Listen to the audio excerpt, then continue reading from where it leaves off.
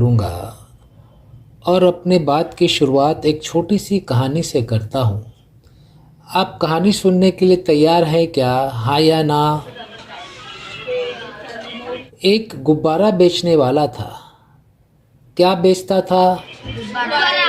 जब भी उसके गुब्बारे नहीं बिकते थे, वो गुब्बारे बेचने वाला हवा में रंग बिरंगे गुब्बारों को उड़ा देता था।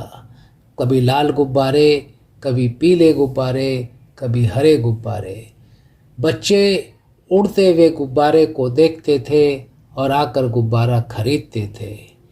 एक दिन गुब्बारे वाले के पास एक काला गरीब बच्चा आया। कौन सा बच्चा?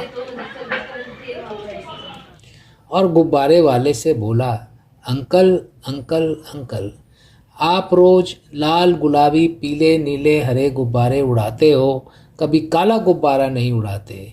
क्या काला गुब्बारा उड़ेगा क्या? आप बताओ विद्यार्थी मित्रों, काला गुब्बारा उड़ेगा क्या?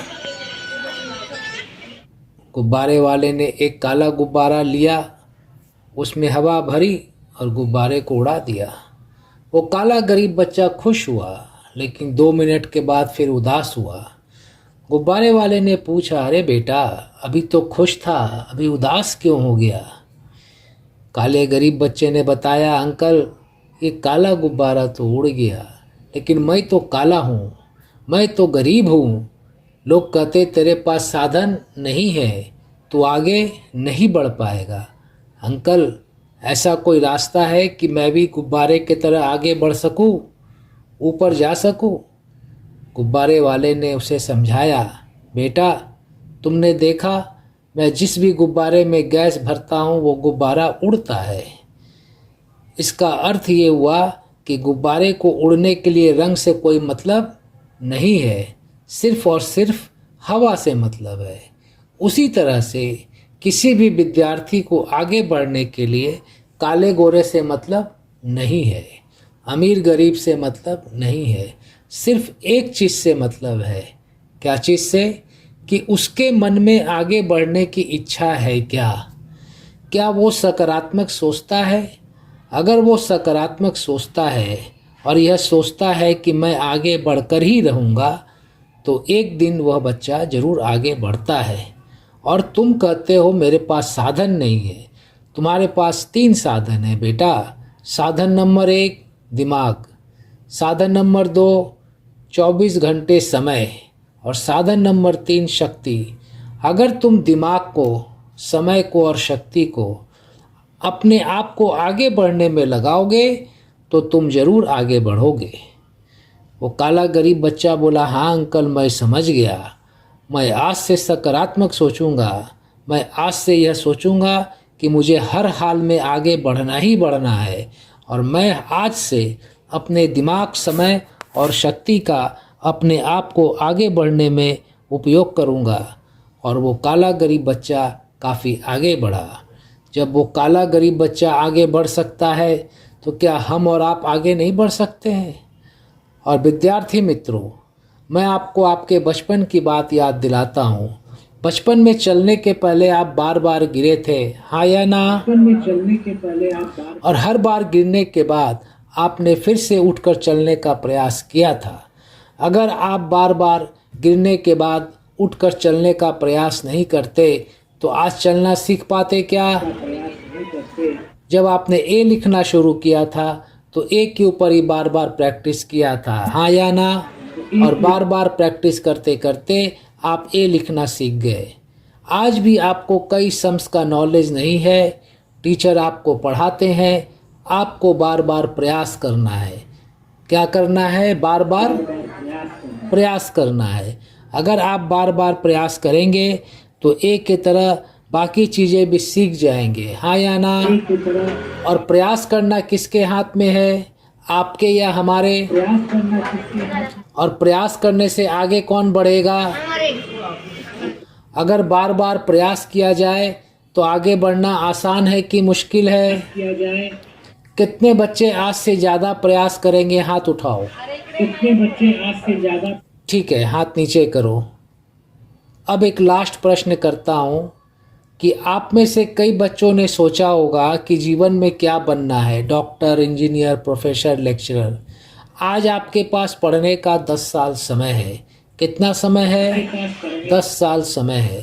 आज अगर आप 10 साल पढ़ाई करोगे और जो आपने सोचा है आप वो बन जाओगे, तो आने वाले 40 साल आराम किसको मिलेगा, आपको या पड़ोसी को? 40 साल आराम किसको? और अगर आज आपने 10 साल बर्बाद कर दिया, आप कुछ नहीं बने, तो आने वाले 40 साल परेशानी किसको मिलेगी, आपको या पड़ोसी को? तो आपके पास विकल्प नंबर 1 है, ऑप्शन नंबर 1 है कि 10 साल मेहनत करके कुछ बन जाए और 40 साल आराम से रहे। और ऑप्शन नंबर 2 है 10 साल बर्बाद करे, कुछ नहीं बने और 40 साल परेशान रहे। कितने बच्चों को ऑप्शन नंबर 1 चाहिए? आप सभी 10 साल मेहनत करके 40 साल आराम से रहना चाहते हैं, हाँ या ना? आप एक नारा बना लेना, असेंबली में आपस में जब भी मिलो, एक बच्चा बोलना 10 वर्षाची मेहनत और बाकी बच्चे बोलेंगे 40 वर्षाचा आराम। मैं बोलता हूँ 10 वर्षाची मेहनत, आप बोलना 40 वर्षाचा आराम। 10 वर्षाची मेहनत, 10 वर्षाची मेहनत, 40 वर्षाचा आराम, 10 वर्षाची मेहनत। 40 वर्षाचा आराम। अब मैं अपनी बात 3 लाइन में रिपीट करता हूँ। जिस भी गुब्बारे में गैस भर दी जाए वो गुब्बारा उड़ेगा, उड़ेगा या नहीं उड़ेगा? जिस भी बच्चे के मन में आगे बढ़ने की इच्छा हो वो बच्चा आगे बढ़ेगा, बढ़ेगा या नहीं बढ़ेगा? और अगर बार बार प्रयास किया जाए तो आगे बढ़ना आसान है कि मुश्किल है? और आपल्याला वारंवार अपयश मिळत असेल तर याबाबत दुःख करत बसू नका, कारण काळ अनंत आहे. वारंवार प्रयत्न करा व सतत प्रगतीच्या दिशेने पाऊल टाका. सतत कर्तव्य करत राहा. आज नाही तर उद्या तुम्ही नक्की यशस्वी व्हाल. उठा, जागे व्हा, थांबू नका जोपर्यंत ध्येय प्राप्त होत नाही. जीवनात चढ उतार येतच असतात. नेहमी हसत राहा. असा चेहरा कायम कामाचा व हसत नाही. अहंकारापासून तितके सावध राहा जितके एखाद्या पिसाळलेल्या कुत्र्यापासून असतात.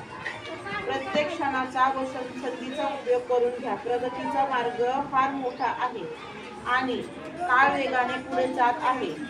म्हणून आपल्या संपूर्ण आत्मबळाने कामाला लागा, तेव्हाच तुम्ही ध्येय गाठू शकाल.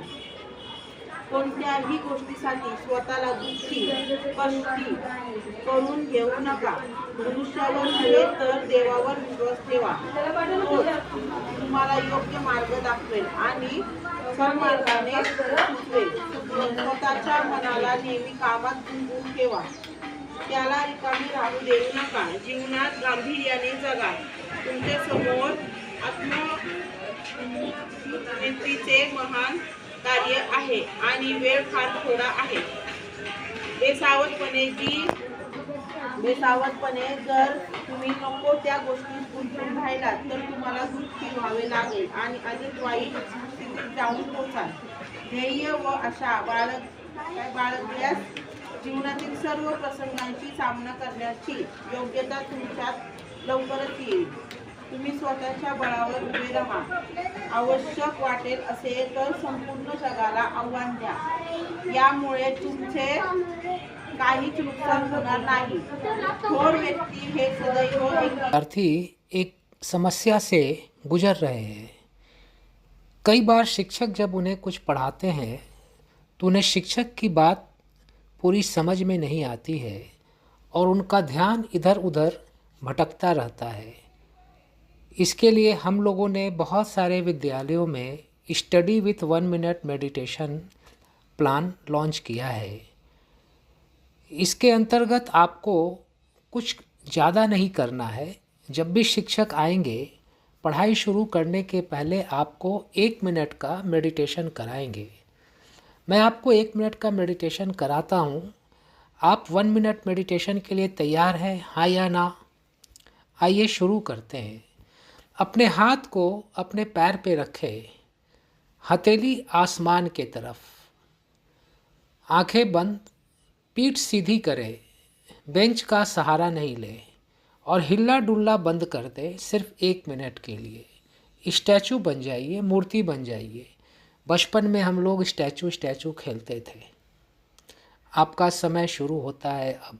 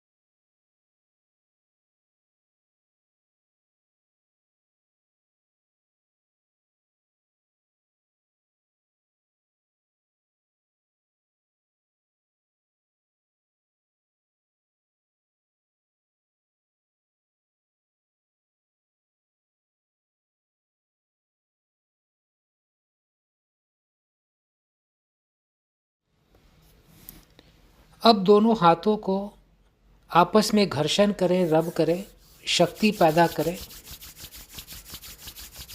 और अपने हथेली को चेहरे पर रखें और अपनी आँखों को हथेली के अंदर खोलें और बंद करें, फिर खोलें और अपनी हथेली को धीरे से अपने पैर पे रख लें। आपका मन कुछ शांत हुआ? यस और नो? अब इस शांत मन से आप जब भी शिक्षक की बात सुनेंगे, शिक्षक की बात आपको ज़्यादा समझ में आएगी और आपके मेमोरी में स्टोर हो जाएगी। और आप जब एग्ज़ाम में प्रश्नों का उत्तर देने बैठेंगे तो आपकी मेमोरी आपको आंसर सप्लाई करेगी। जब भी शिक्षक आएंगे हर पीरियड में, पढ़ाई शुरू करने के पहले आप सिर्फ 1 मिनट मेडिटेशन करें ताकि आपका मन शांत हो जाए और पहले वाले पीरियड में आपने जो पढ़ाई की है वो आपके दिमाग में एब्जॉर्ब हो सके, स्टोर हो सके। आप करने के लिए तैयार हैं? कर पाएंगे?